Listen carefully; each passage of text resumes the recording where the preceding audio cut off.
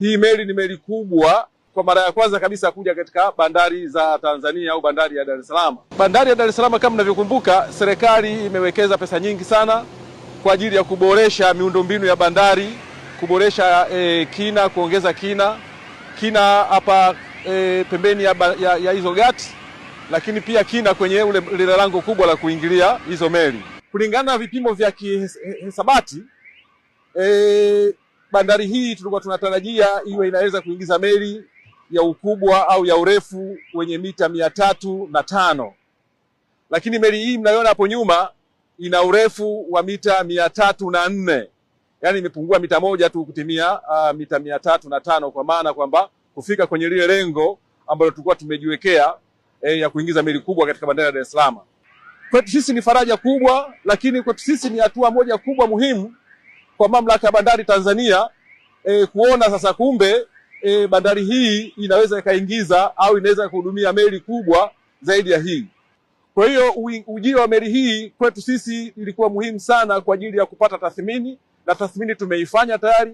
Tumeona meli imepita vizuri kwenye chano, imekuja vizuri kufunga hapa kwenye quayside. Hii inatusaidia sisi sasa kuona namna gani tunaweza tukaongeza ukubwa wa meli ili tuweze kuhudumia meli kubwa zaidi na kuwapa nafuu wateja ambao watakuja kutumia bandari ya Dar es Salaam.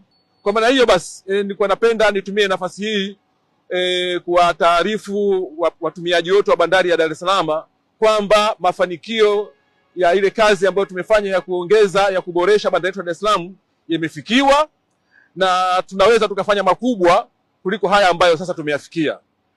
Na washauri kama watakuwa na meli kubwa zaidi ya hii ya mita 304, kwa maana kwamba mita 305, mita 310, mita 315 mpaka mita 320, wanaweza kuwasiliana na kitengo chetu cha marine, yani kitengo ambacho kinahusiana na mambo ya uingizaji na utoaji wa meli, ili tuone sasa meli za namna hiyo tunaweza tukaziingiza, tunaweza tukazipangia utaratibu wa kuziingiza.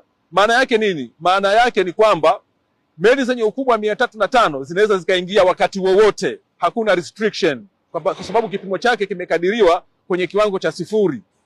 Lakini meli zingine zenye ukubwa zaidi ya hapo sasa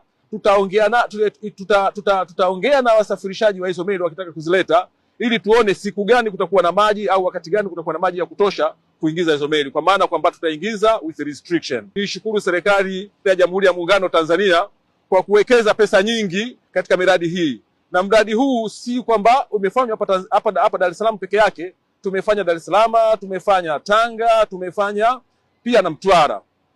Mtaona hizi siku za karibuni ongezeko la meli nyingi kule zinasubiri ndani huko nje ili zipate nafasi ya kuingia ndani. Na hii inatokana na nini? Inatokana na maboresho tuliyofanya, lakini pia inatokana na ufanisi ambao tumeupata baada ya kuweka waendeshaji wa hizi bandari. Meli zimeongezeka kwa kweli, meli zimekuwa nyingi na mzigo pia umekuwa mwingi. Kwa hiyo tutarajie kadri tutakavyozidi kuongeza ukubwa wa meli, maana yake kule nje meli zitazidi kuongezeka.